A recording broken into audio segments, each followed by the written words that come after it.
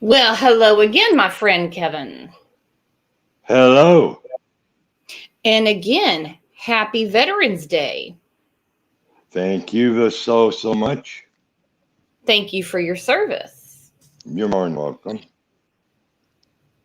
So, we went over this in Discord and there was an echo, but we're going to watch it again in here. So, if you guys find out that I don't have a channel anymore, it's because I streamed it from somewhere else. It wouldn't let me do it from Hulu.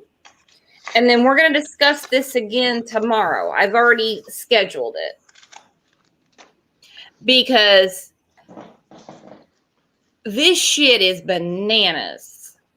Candace has got guilt written all over her face. Yeah, that's the understatement. I mean, it is so obvious that they are involved. I mean, how? I don't know how. They're still getting people say she was abducted and that these poor parents are being picked on. And I just can't fathom wrapping my brain around that at all. How can you think that? Hang on, Holly just said it says the 13th, not the 12th for tomorrow. Dadgummit. What? Oh, I screwed something up. Oh, Here, well, we're going to tell everyone hi. Oh, it does. It says 13th. Thank you, Holly. How many people are in chat? 59. Wow.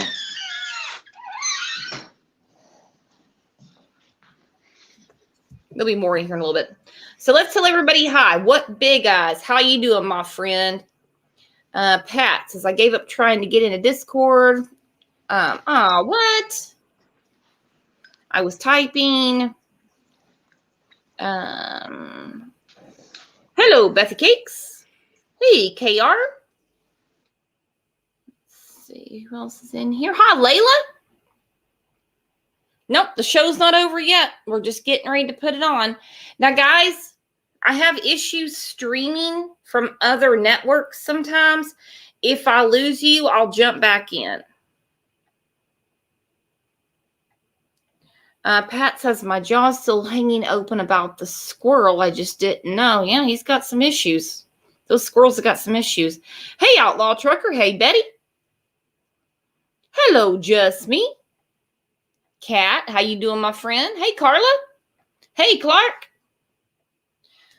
Where did trash go? I see you from Tennessee. I'm so shocked. I mean, wow, I'm shocked too. Hello, Dodging Bullets. Hey, Todd. Hey, Linda. Hey, just roll with it. Single Mama 4. Happy Veterans Day. Thank you, Kevin, for your service. Absolutely. Hey, Smokey.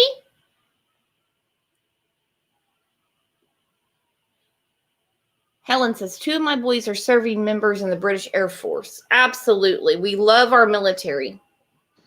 We used, thank you. We used to always say in the Marine Corps, we'd say, join the Marine Corps, go to exotic places, meet exotic people, and kill them. Thank you for your service, Kevin.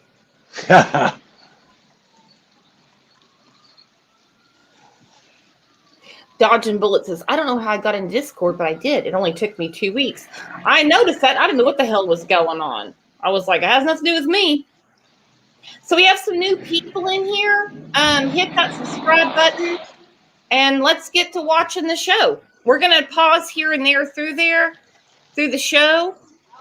And we're also going to have a show tomorrow about it. So let's do this, as Dr. Phil says.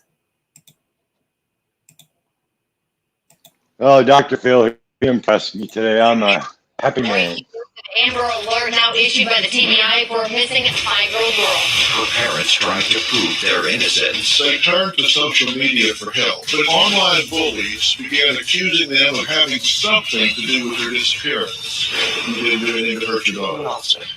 Do you know what happened to Summer? No. Do you know who took Summer? No, I can't do this. I'm being interrogated again. There's nothing more to remember. You did see some interesting body language. I want to go home.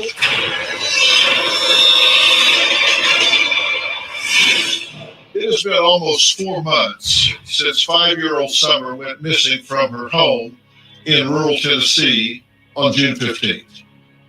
Her parents, Dawn and Candace, say they believe someone came through a wooded trail near their house and grabbed Summer. Dawn says that he fears his little girl is dead. Yet Candace says that she just must remain hopeful. Take a look. Breaking news, an Amber Alert now issued by the TBI for a missing 5-year-old girl. The search continues for Summer Wells from Rogersville. Wells is roughly 3 feet tall, weighing 40 pounds, with blonde hair and blue eyes. She was last seen wearing gray pants and a pink shirt. Now, she was reportedly last seen outside of her home in the area of Ben Hill Road and Beach Creek Road. 19 agencies, including the TBI and FBI, are assisting in the search, along with air crews. The Tennessee Bureau of Investigation said the search for Summer is, quote, definitely outside the norm when it comes to the standard amount of time for a missing persons case like this. Despite doing everything within our power and exploring all avenues, the circumstances leading to Summer's disappearance remain unclear. We continue to hold out hope that Summer will be found safe. We will not quit until we find Summer Wells. In reflecting back and recalling that day, Candace says that she and Summer had a great day, from running errands to swimming in a nearby lake to planting flowers with Grandma. When they got home, Candace watched Summer go through the front door, but she never saw her come out. That's a crock of shit. It was just a normal day. I called my wife and she was getting her mother's prescription, so I decided just to go ahead and work late. We just finished planting flowers, and then Summer was putting the rocks on top. And then she got a piece of candy from Grandma, and then she asked to go back in the house with the boys. Well, she walked right to the house. After Summer went inside, I walked back over here to my mom's camping, and I fixed my mom's knee brace when she was sitting right here in the doorway. And I told my mom that I have to go back in with the kids. Helping my mom with the knee brace only took like 2 to 3 minutes. After I came into the house, I asked the boys where she was, and they said that she went downstairs to play in the playroom. And I came into the playroom and looked. I even looked under the bunk beds and everywhere, and she wasn't here at all. And when I couldn't find Summer in the basement, I come outside, and I stood up here on this hill, and I hollered for her and told the boys that she wasn't down there. And then I went outside, and I called Donnie right away. About 5:30 p.m., my wife Candace called and said she couldn't find Summer. I said, well, hang up for me and call 911. So I threw my tools in the car as fast as I could, got in there and started down the road and called 911 myself. I passed all kind of cars in double yellow and everything, and I'm getting really worried. So here's my road. I pull down here. Here's the creek right here. I notice my 3 boys are together, and they're over here looking. And then I looked over that way and seen my neighbor coming this way towards my boys, and my heart sunk because I knew she was abducted. I knew she was gone. Just like many parents of missing children these days, Don says they turn to social media for help. But instead of sending clues to his daughter's whereabouts, online bullies began accusing them of being guilty of either killing their daughter or having something to do with her disappearance. So Candace and Don say to prove the naysayers wrong, they sat down with body language experts Scott Rouse and Greg Hartley. Now, Scott and Greg are interrogators who have worked with the FBI, law enforcement, and the military. Scott says his approach is biological, and Greg looks for motivation. Together, they have been called a human lie detector. Now, Scott and Greg agreed to sit down with Don and Candace to dive deeper into their story. There's no such thing as body language of deception. There's only body language of increased stress, and that indicates something for us. There are no absolutes. Just because someone does this doesn't mean they're lying or telling you the truth. And in real life, every day, debriefers do exactly what we do. They find information the person doesn't remember that they saw. Thought it was a 4-wheel drive, like Ford Escape or a Bronco or It looked like a blue minivan to me, but I don't know. Small blue minivan. That's what it looked like to me. We knew we would get to a point where it was going to be hard emotionally. And that's hard to do because people will think you're a monster, but that's important to getting facts. Do you know what happened to Summer? No. Do you know who took Summer? No. We actually hit harder on the questions for what happened that day. When did this happen? How long was it before this happened? When you come home, when you first come home. I'm not doing all that. I'm not going all the way. I can't do this. So listen, man, they're trying to help. They're trying to help. It's not helping me. I know, but they might. There's nothing more to remember. And we did see some interesting body language. And I want to go home.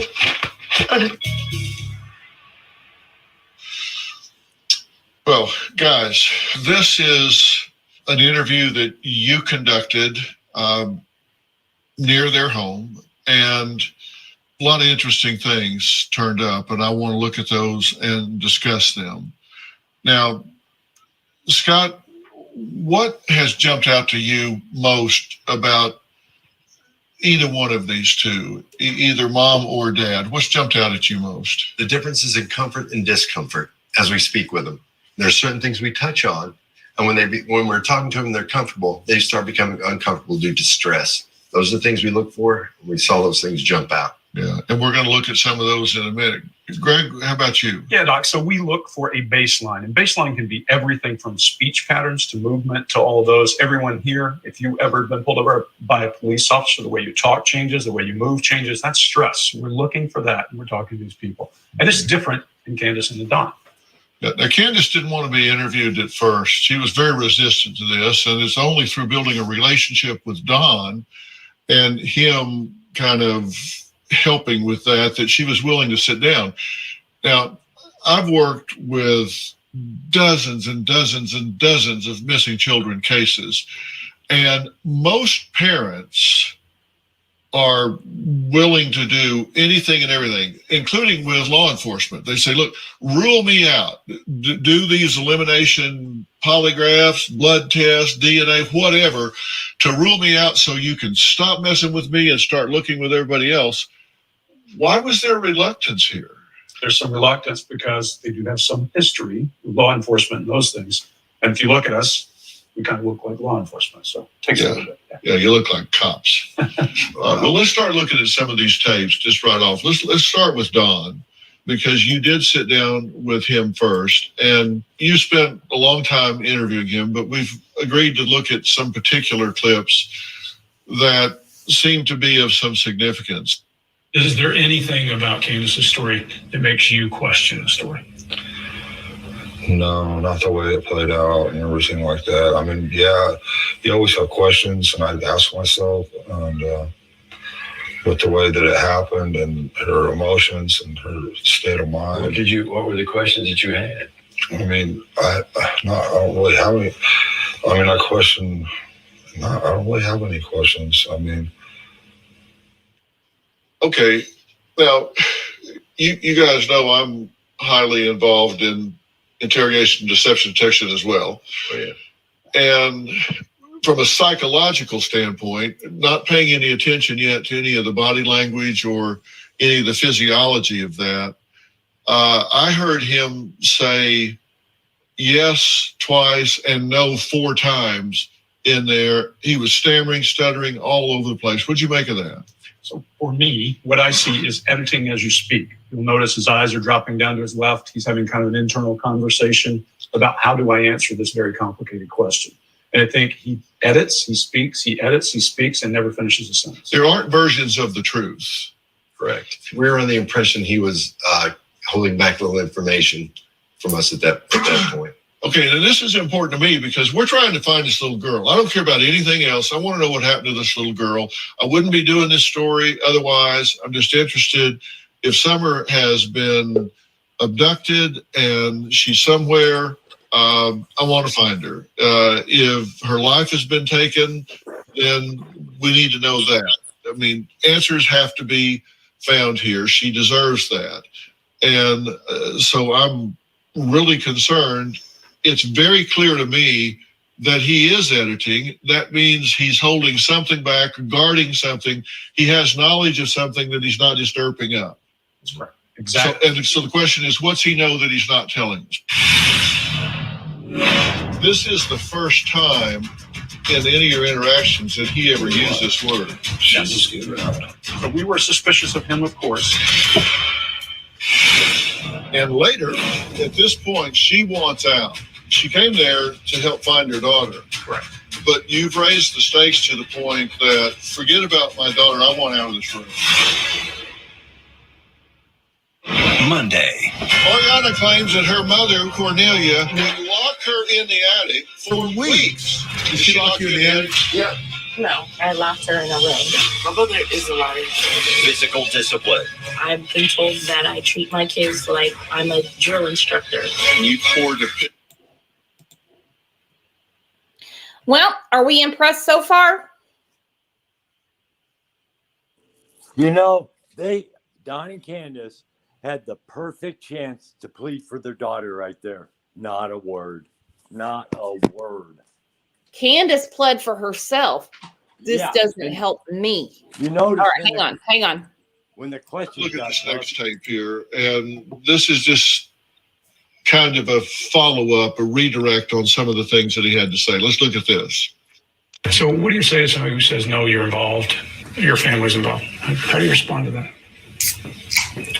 Well, for 3 months, I spent on the phone for 3 months. I accepted every friend request there was. People want, involve your friend, your family, we're for you. And, for 3 months, I stayed on the phone day and night, trying to find a baby, because I figured Facebook's the best tool possible to help find her. And but there's this group on Facebook combating this the whole time, and we don't know who this group is or what they're up to. Okay, now, was he redirecting here, or was he just concretely answering a question? Yes, I'll let Scott answer last because he discovered this. When you ask this guy this question, what I was saying is, how do you respond to people who say you did this? Well, I expected, well, no, I didn't. But he doesn't. He goes on to talk about Facebook. In usual interrogations, we assume that is deceptive and avoiding. When Greg asked him how he responded to that, he's talking about responding to people on Facebook. He's talking about responding to people on YouTube. He's had a whole lot of flack come from that direction. So I understood that he didn't see it as when an investigator asked you that question, or when I asked you that question. He said, in other words, he took it as when social media asks you that question, how do you respond to them?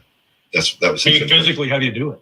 Come up here with me for a minute, if you would, and let's take a look at this, because this, to me, would be just real deflection and deception unless you understand that he's very concrete in this. Let's look at how the question is asked. So what do you say to somebody who says, no, you're involved, your family's involved? How do you respond to that? Well, okay, now at that point you said, how do you respond to that? You meant, how do you respond to it? Like, no, I deny that. Exactly. But instead, he says, well, I used the phone. I used the keyboard. That's what you're talking about, right? Exactly. Did you consider this deceptive at all, or did you think he just was answering the wrong question? Initially, we thought it was deceptive, that he was redirecting the answer to the question to somewhere else. That's what we thought. And there are two indicators that made us think that. His blink rate goes through the roof, which means you're feeling stress, but it can also be processor speed as I am trying to think through something. And we think that's what we're seeing. Okay. And when you say his blink rate went through the roof, you're talking about while he's answering the question. That's correct. Yes. Well, for 3 months, I spent on the phone for 3 months. I accepted every friend request there was. People want, involve your friend, we're for you. Okay, his blink rate here is probably 70, 80 a minute. For sure. And that's higher by far than anyone sitting here. Let's take a look at this third clip. Let's just watch it through and then we'll break it down. Go ahead. Do you know where Summer is? I don't know. I wish Do you I have did. any earthly idea what happened to her? No, I wish I did. Do you think Candace had anything to do with it? No. And what about this? And you think what might have happened to her was what? She was kidnapped. Yeah. When he says kidnapped, I associate kidnapping because of my background with trading the person back for something. If that's the case, that has meaning. If it's just he uses words interchangeably, has no meaning. Yeah, and we don't know. You know where Summer is? But this is the first time that in any of your interactions that he ever used this word. She's good around. Okay, so that's the first time that he ever used that. And he used abducted in your lead-in footage. Right. Abducted. Now, and there's a substantial difference. Abducted is just all of a sudden she's there, then she's gone. Kidnapped is transactional. That's right. And that's a guilty language thing that we collectively look for in the business. Guilty knowledge means something. So we were suspicious of him, of course, and we developed a relationship with him that caused the second interview to occur. At this point, he's cooperating. Yes. Yes. And he's been cooperating throughout. Yes. Sometimes to his detriment. Yeah. For sure. With like social media and that sort of thing. Mm-hmm. Yeah. Okay. Now, there's Candace. And you sat down with Candace with Don. Yes. And coming up, what was the question that caused Candace to take off her mic and walk away instead of staying hooked up to efforts that could lead to finding out what happened to her daughter? And that's a significant distinction because, as I said, most parents will do anything and everything to find their daughter. And you'll hear her say a very important sentence. Okay, I am absolutely loving this because Dr. Phil is calling it out. What do you guys think? Yeah, you notice when the questions get tough, all of a sudden Candace she's being interrogated. You know, the minute that the real McCoy show starts, Candace backs out. Mm-hmm. No, you're right. Because, see, the thing of it is, and another thing I've noticed too, you know, their whole story of it's so rehearsed. Mm-hmm. No, you're right. Yeah. And one other thing that just caught my attention, it's probably not a coincidence, but isn't it strange that Candace said they were at the water hole and her and her grandma were looking at flowers. Then they got home and planted flowers. I don't know, just something about the word flower is, I don't know, it's just weird to me. I don't know. No, I'm just glad that just like from the boom, he's like, I'm not buying it. I'm not buying it. I mean, he's calling everything out. Yeah, I mean, he picked apart abduction and kidnapping. All right, hang on. Nowhere in sight. She was just gone. She was just gone. It's been almost 4 months since 5-year-old Summer Wells went missing from her home in rural Tennessee on June 15th. Now, her parents, Don and Candace, say they believe their daughter was abducted. You just heard Don say, well, maybe she was kidnapped. Was that just him using what he considers to be a synonym, or was it leakage of something he knows that he hadn't said before? Well, we're not sure about that. But when their story broke, the couple says the online bullies accused them of having something to do with the disappearance. Now, Don agreed to sit down with body language experts Scott Rouse and Greg Hartley in hopes of clearing his name. Don says Candace refused at first, but finally agreed to sit down. Candace, I'm going to have to ask you some hard questions. I told you this. Did you do anything this summer? No. Do you know what happened this summer? No. Do you know who took Summer? No. Anybody in your family involved with this? Not that I'm aware of, no. And, people are always going to point their fingers to people closest to somebody. It's just the nature of how it goes. What do you got to say to those people? I don't know what to say, but they're wrong. Why are they wrong? Because I had nothing to do with this. Okay, what jumped out at you here? Immediately, when she said no for the third time, it was quiet. It's a whisper. Okay, there's a distinct difference here qualitatively. Yes. No. Do you know what happened to Summer? No. Do you know who took Summer? Okay, that time, nothing came out of her mouth. Right. So, first question. I told you this. Did you do anything to Summer? No. Do you know Okay. Did you do anything, Summer? No. Demonstrative, no. What happened to Summer? No. Do you know? You know what happened to Summer? Almost identical answer. Yeah. Same qualitative answer. Who took Summer? All right. Do you know who took Summer? Head shakes no still. The voice doesn't even say anything. A silent no comes out, and then she adjusts. We call that fading facts. Okay. Then she gets out a weak no. No. You hear strong no's to the first two questions, but then when you say, do you know? It's like, no. Yeah. So what do you make of that? So I immediately wanted to go further and push a little harder. And I will say, when you do what we do for a living, sometimes people cry and you force them to cry.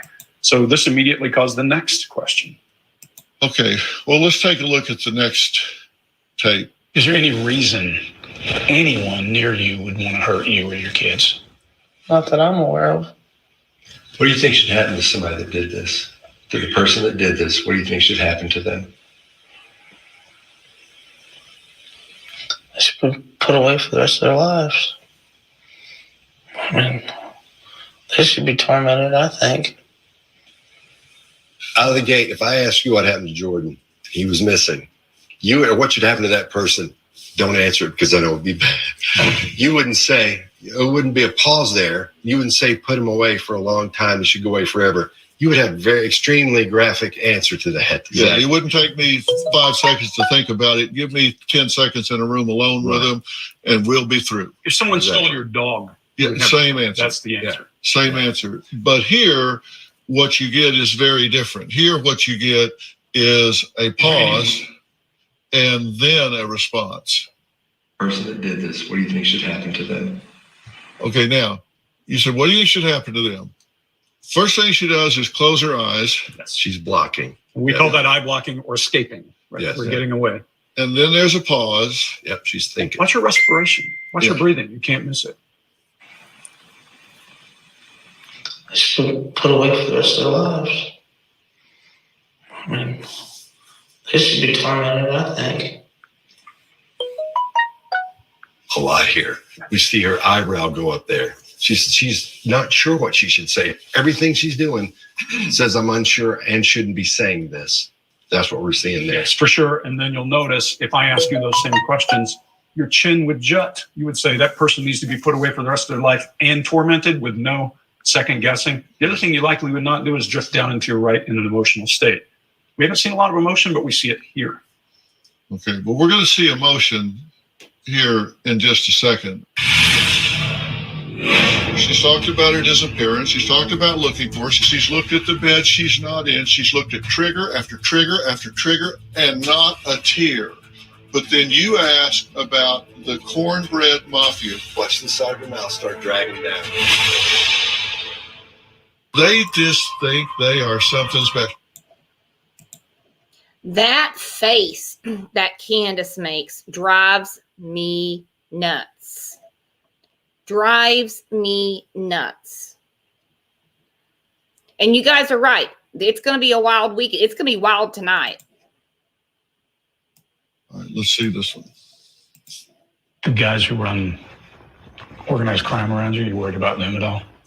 Well, they question him, and he has an alibi, but, What about those fellows that live around there in the cornbread mafia?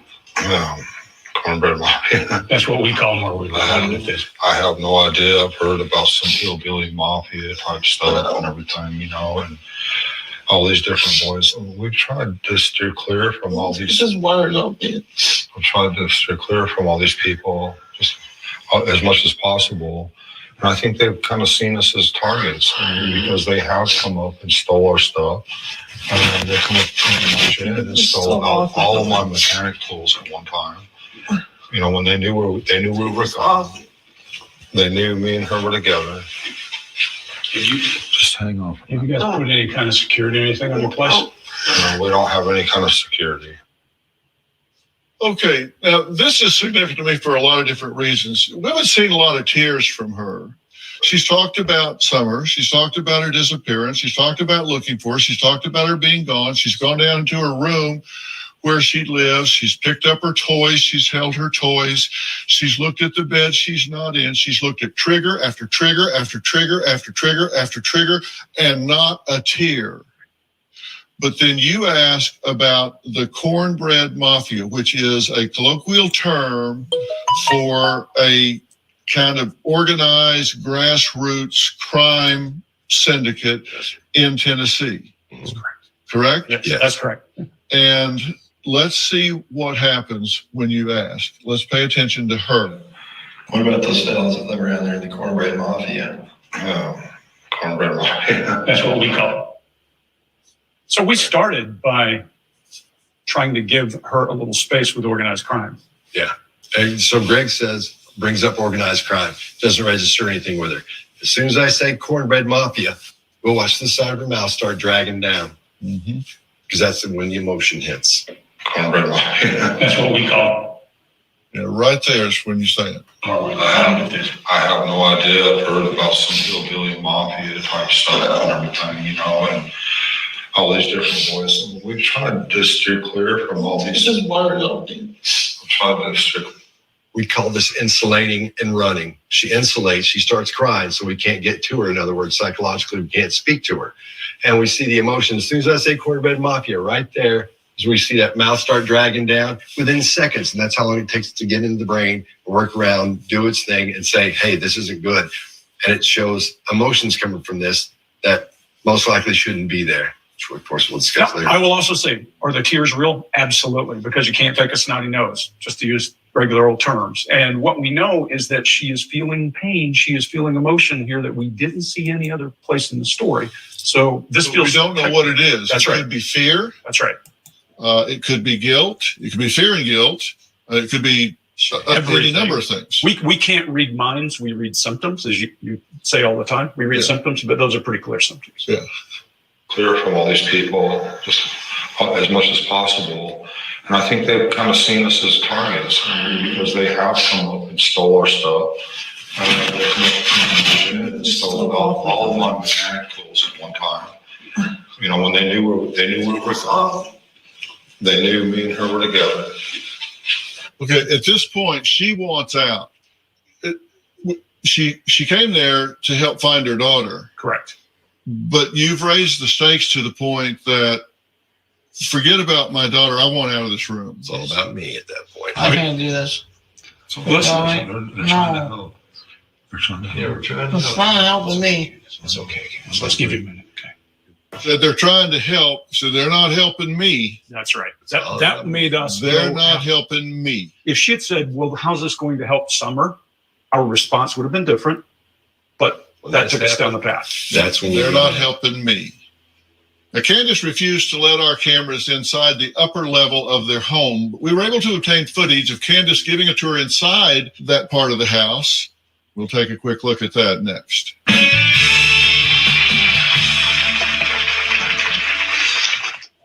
Monday. Oriana claims that her mother. All right. So just my take. What I'm seeing is Candace is guilty AF. I mean, it is let's go, Candace. And no, I'm not defending Dawn. All I'm saying is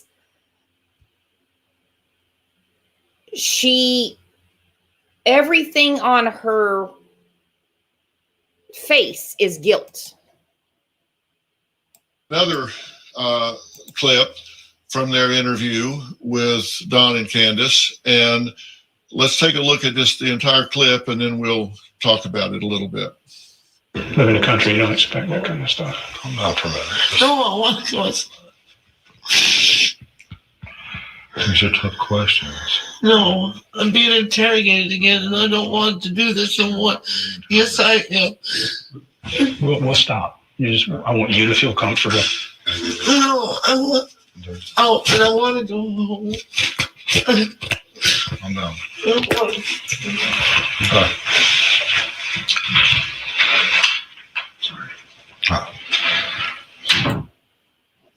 Okay, this is right after you asked about the Cornbread Mafia, and she had the response that we saw, and now she's fleeing the scene. Yes.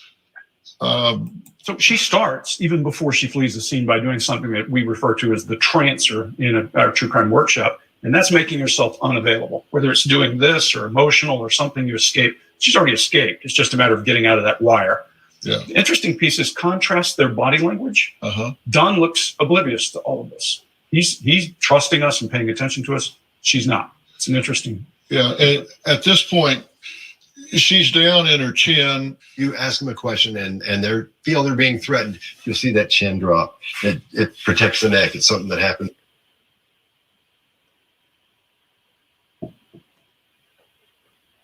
They get very emotional. They lock up their throat. Is protected by putting their chin down over their throat. And then typically in pre-confession, their body will open up, and that's when you close. That's when you go after them. Yeah. We wondered. Now, when my producer asked the Wells for a tour inside their home to better understand what happened the day that Summer went missing, Candace refused. Then she changed her mind and let us into the basement, but only after they had time to clean it. But a month after Summer went missing, Candace did invite podcaster Chris Madonna of The Interview Room for a home tour. Let's take a look at a little bit of that. I watched her walk in there, and afterwards, when she was already in there, I walked over to quiet, and he looked at me and I said, "Watch Sissy, I'll be right back." And that's when I walked back over to my mom's. Okay. And I was fixing her brace and stuff like that. And I said, "Well, Mom, I got to go back over with the kids." And that's when I come back up into the house. Okay. With the boys. Okay. You walked into the house. I walked into here.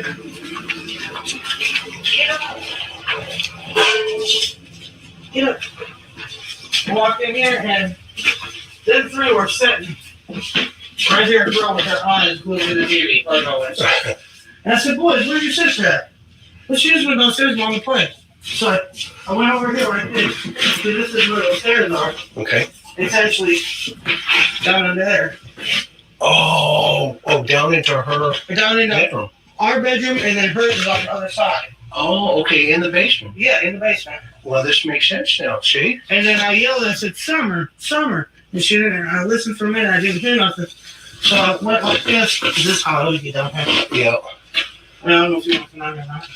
Do I got to be tiny to get in there? You should. Can we come in from the other side? Well, we can, but it make more sense to you like this way. Okay, I'll follow you. Oh, man. No, if my 6 foot husband can fit down there, you can. Huh? My husband's 6 foot. I know if he can fit, you can. Oh, my gosh. Way to go. This is my husband's room. Okay. And over here, well, it's a mess again. That's all right. But this is where Summer and little Waylon was. In the interview, you ask if someone there's a door to her room downstairs. It's a basement room, but there's an outside door. Correct. You ask, could you hear if someone had opened that door? She said, "Yes, you can clearly." Okay, so we have footage of her opening that door. Let's take a quick look at the door. I don't recall if this was locked or not. I don't recall that. Okay. But I know, it's hard on me. But I know I did come out here and I said, "Summer," because sometimes she'll sit right here. There was a tiny squeak to the door, and that was it. That was all. You couldn't hear that up those stairs, through that cubby hole, and around through that cluttered room with the television on? No. That's inconsistent with everything I'm seeing. Because everything I'm seeing does not tell me that I have a hypervigilant mom on my hands here. It just doesn't add up to me. Go to drphil.com and click on Be Part of the Audience and select In Studio. Oh, you're right, Phil. You don't have a helicopter mom. And he's exactly right because he's using common sense. You can't get around all that shit.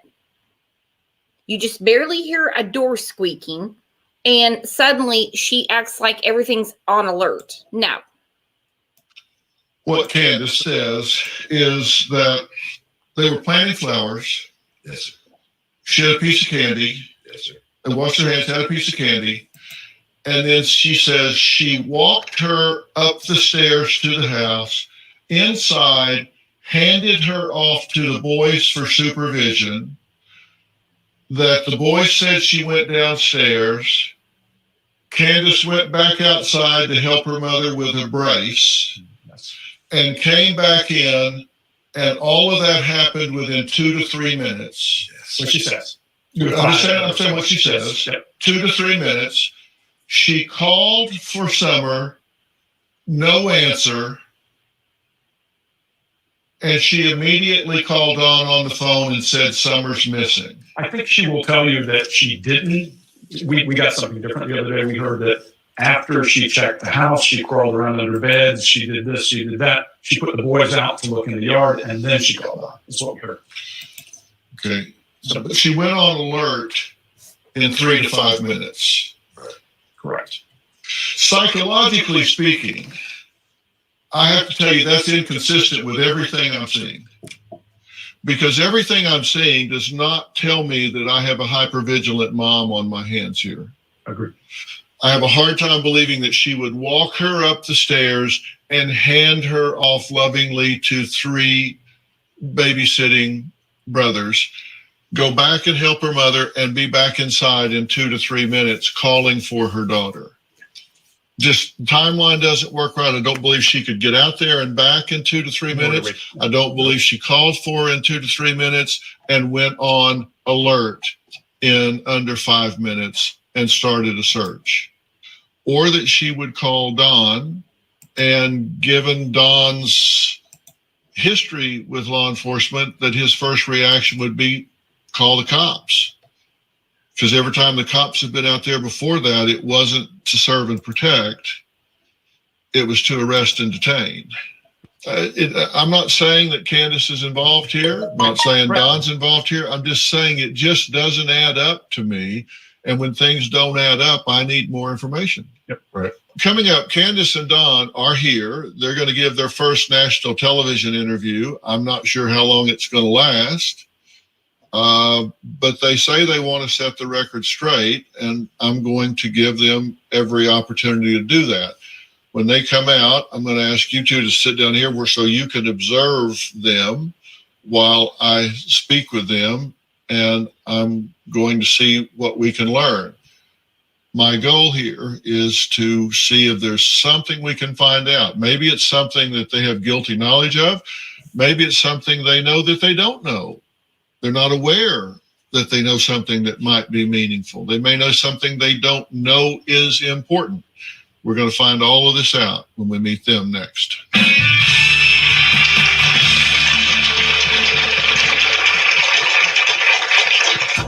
I have 2 distant relatives that called TBI the second day after Summer's disappearance and told them that I'd done a horrific thing to my daughter and killed her, and they put it out there on YouTube. I started getting messages constantly. Every day it was bad. To be a thriver with metastatic breast cancer means asking for what we want. And subscribe to our newsletter. You'll get weekly updates, live strategies, and exclusive video that you won't find anywhere else. Plus, on drphil.com, you can see sneak previews of upcoming shows. Log on today. Well, we're out of time for today. Tomorrow, the parents of 5-year-old Summer Wells sit down with me for their first national television interview. Candace has been reluctant to talk with me. She walked off during her interview with Scott and Greg. Will she stay and talk about Summer, or will she walk off from this stage? I have some very important questions to ask her. Here's a preview. Tomorrow on an all-new Dr. Phil, the disappearance of Summer Wells. What do you think happened? I have no idea what happened. What do her parents know? You took your daughter in the house, and you never saw her come out. She just was gone. But she didn't just vaporize. Someone had to take her out of that house. In her mind, she's being interrogated. That's not interrogating you. We're trying to help you find your daughter. That's tomorrow. You don't want to miss tomorrow when I look her in the eye and ask her some very important questions. Plus, Scott and Greg reveal their theory of what happened to Summer. That's all tomorrow. Now, before we go, I want to put up this phone number, because if you have any information on Summer's whereabouts, please call the Tennessee Bureau of Investigation at 1-800-TBI-FIND. We'll have more information on drphil.com, and we'll be following this story and certainly hoping and praying for Summer's safe return. Now, I've launched a new mental health series called Toxic Personalities in the Real World. Find out what to look for and the tools you'll need. All right. I put the link up if anybody wants to come up and chat, because I got a lot of stuff to talk about. It didn't take Dr. Phil 2 seconds to call bullshit when he said nothing makes sense. Nothing makes sense. When he said psychologically 2 to 3 minutes doesn't make sense. Now, I'm no Dr. Phil, but I have said for months, who the hell calls 911 after 2 to 3 minutes? It does not make sense. Nothing that Candace has ever said makes sense. And don't think Don can make sense of anything, because he's nuts too. Hello, my friend. Hello. Anyone seen a blue minivan? Yeah. Oh, you know what? I saw a couple of them today when I was out shopping. Oh, okay. Well, Candace has been seeing them. Blue minivans. Did you see Dawn's face? Did you see Dawn's face? AJ, it says your device is not connected. Did you see Dawn's face when he looked at her? He was like, what? Yeah, like, it was like, new? Yeah, like what the heck? Where'd you get that? Oh, that was too much. Uh-oh. What happened? Are you still there? Oh, yeah, I'm here. Oh, okay. No, I was looking at chat. Sorry. Oh, but I okay. mean, and then was it a minivan or a Suburban? And what color of blue? What color of blue? Navy blue? Royal blue? I mean, cobalt blue? What do we have going on here?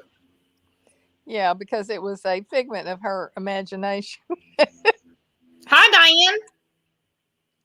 Hello. You're muted, my friend. Okay. Yeah. AJ, you're still not connected. This is great for Summer. It really is. Because the fact that Dr. Phil is calling a spade, you know, he was born just down the road from me in Oklahoma. Not that I know him or anything. Right. But I mean, I just had a feeling. I figured he would go one way or another. He would just be diplomatic, like, all right. Or he would just be super pissed, like, this makes no sense. Mm-hmm. I just like the trigger after trigger after trigger and not a tear. I like that. Yep. That was my thinking. Yeah. So today, I mean, we hear about a blue minivan. Where's that been the whole time? Don't you think they'd be looking for a blue minivan? I guess maybe because they got rid of the red truck theory. Yep, Kat just said the blue minivan is some pure fresh BS. Yeah. It's going to be something else next. It's going to be, you know, the Corvette from Magnum PI. Yeah, and they're going to claim that Dr. Phil did it before it's over with. Oh, I can't wait for that. I can't wait for that. Okay, what's this? Okay, I unmuted, I think. Diane says she unmuted. Hi, Diane. Welcome. Hello. Thanks for letting me come up. No problem. Yep, we always have an open panel. Everyone, we have a lot of new people in here today. Hit the subscribe button.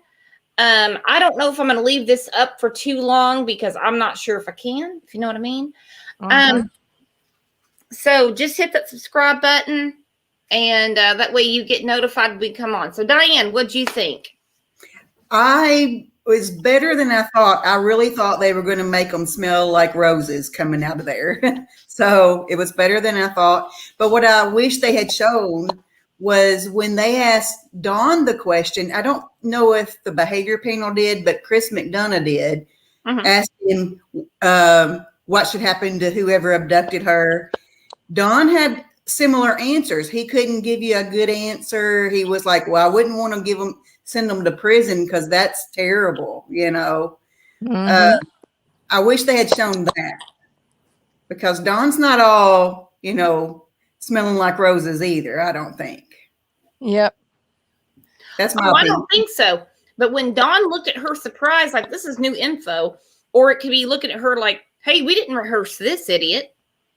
Yeah, right. I mean, these two are partners in crime. I'm just wondering, it makes me more think there was an accident and now they're covering it up. That's what I'm thinking now.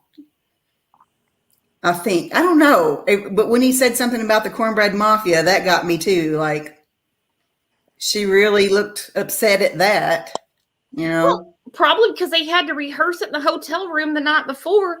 They were already trying to sell it to they were already trying to sell the cartel. They said they owed money to him. They said Chris McDonough did it. They said Allie came up the dog trail. They said Hunter. They said his stepsisters. You know, Yeah. I'm waiting on Dr. Phil and John Walsh and a few other people to get involved. I can't wait. I can't wait And for tomorrow. Samantha, you're right. The reason they can't think of punishing someone is because it's somebody that they know that is close to the family. Exactly. Something happened that afternoon. Yeah, like maybe somebody's uncontrollable temper. AJ, the link is up, but every time you are backstage, it says you're not connected, hun. I can't put you up if you're not connected. So yeah, this is great. I mean, this is great. This is going to put a lot of pressure on law enforcement, which I get that they don't need. Okay, I get it. You know, the TBI put out 6 tweets yesterday to try to get in front of the wave that's coming. And it's going to be a tidal wave of people looking at Candace. They're going to be sympathetic to Don, trust me, just because of the way he's acting, because they have not been involved in the case since June 15th. But they're all going to be after Candace. You're right, Patty. Candace is scared to death. Of course she is. Of course she is. Well, she can take her violent temper to her new friends in jail. Well, I can't wait for the reaction when Candace and Don start seeing that they haven't fooled anybody. They're going to run.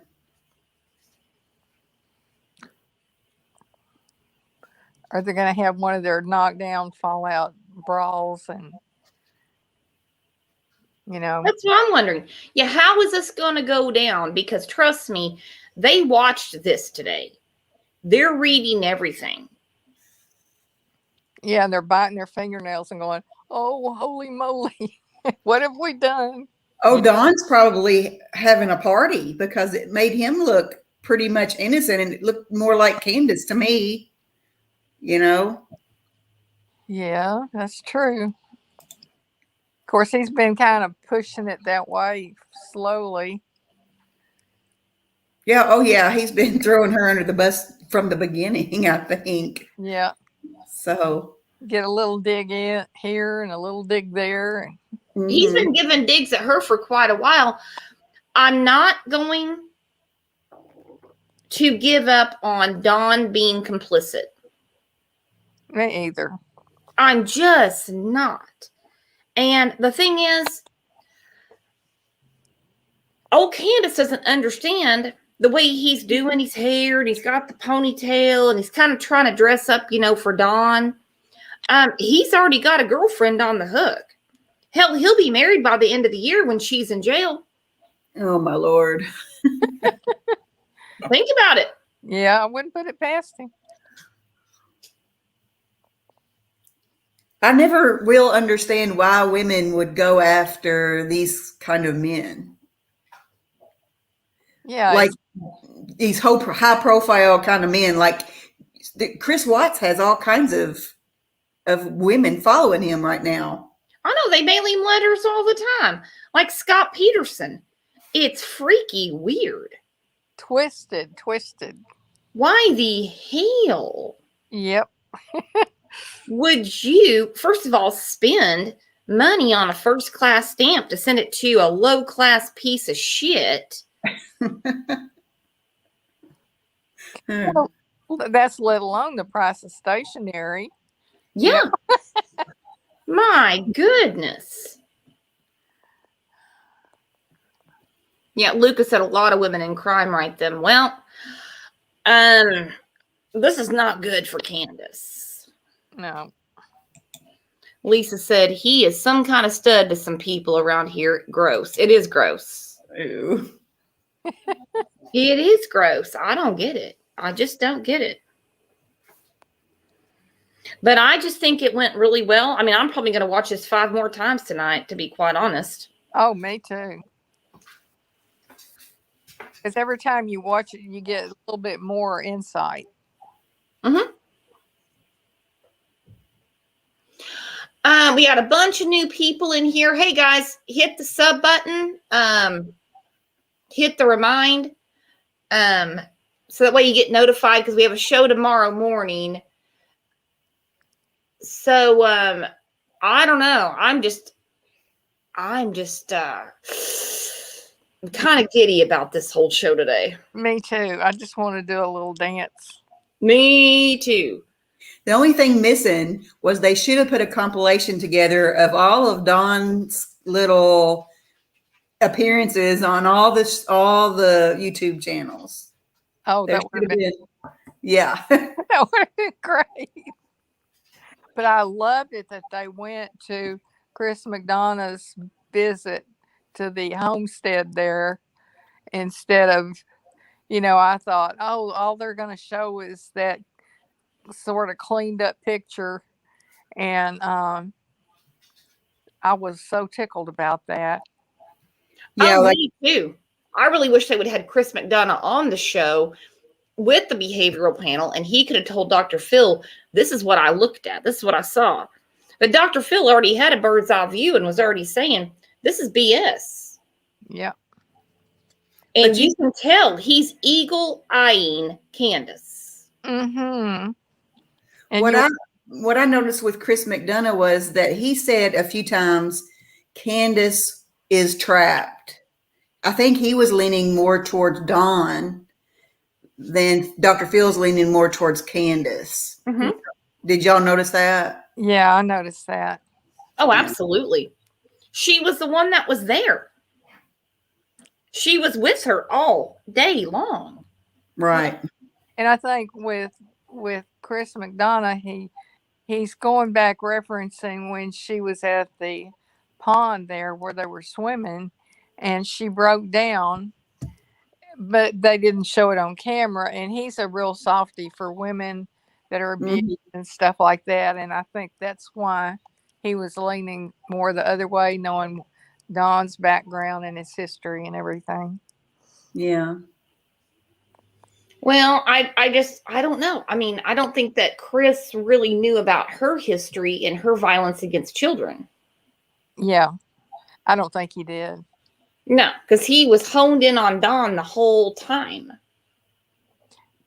Yeah, Dr. Phil gave them both a clean run, and he was looking at both of them, and he was calling out what stood out to him.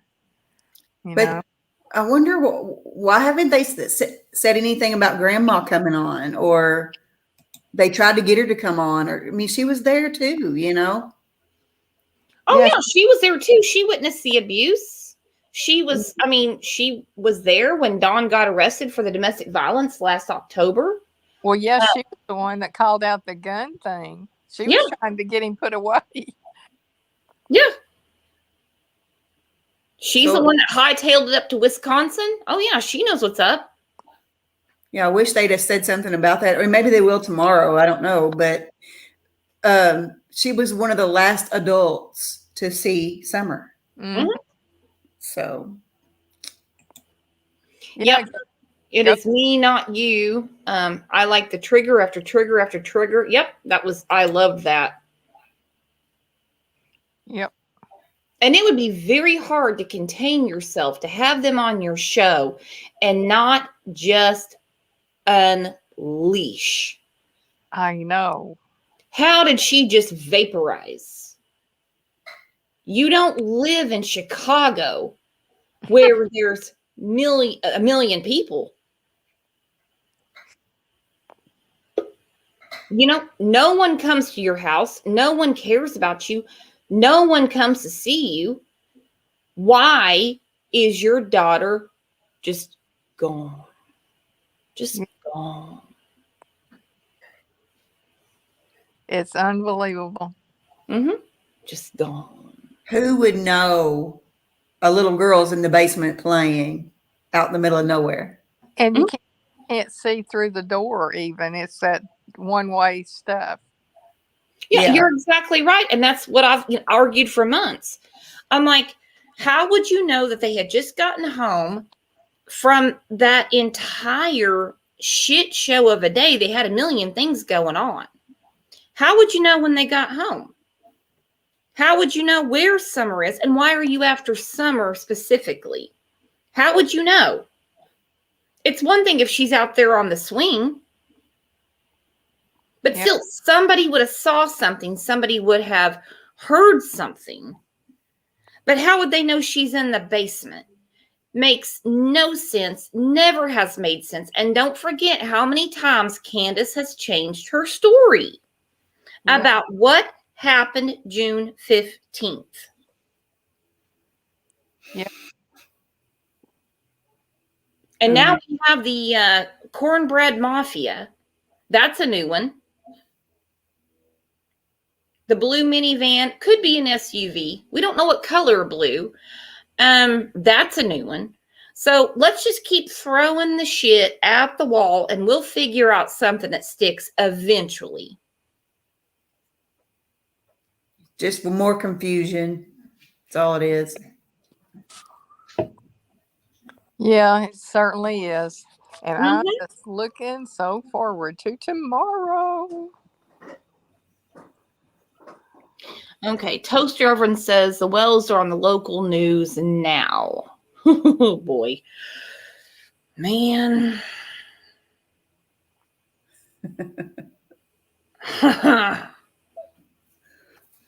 Boy, it started. It's unwinding. It will. And we've been calling it for weeks. We said when they went on Dr. Phil, okay? And I'm not saying that, Don is some kind of a public relations genius by any means. But man, he knocked this one out of the park, didn't he? Yep. All right, guys, I'm going to wind this down and we will be back here tomorrow at 9 a.m. Central. Make sure you hit that sub button, hit the reminder. If you want to join the Discord, send me an email. It's on the About tab on YouTube. And we will see you all tomorrow. We have a lot of new people in here. Please hit that sub button and we will see you tomorrow morning. Goodbye. Todd, here comes the boom. Bye-bye. Hey, thanks, Diane, for coming up. Thanks, What They Guys. Thank you. Thanks, Diane. See you later.